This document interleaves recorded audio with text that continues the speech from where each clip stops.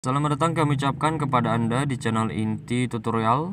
Baiklah, di kesempatan kali ini saya akan memberikan tutorial kepada teman-teman, yaitu bagaimana cara menyimpan hasil editan thumbnail tapi belum selesai teman-teman ya. Jadi bisa kita simpan.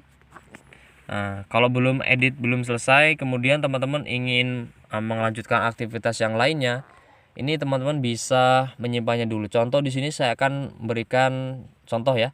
Ini saya sudah ngedit thumbnail, anggap saja ini belum selesai ya. Nah, kalau belum selesai teman-teman bisa memilih gambar ini, gambar seperti gambar foto ini.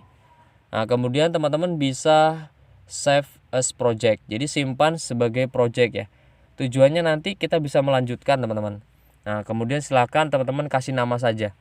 Di sini saya kasih nama belum jadi. Ini contoh teman-teman ya. Nah, kalau sudah teman-teman bisa klik OK.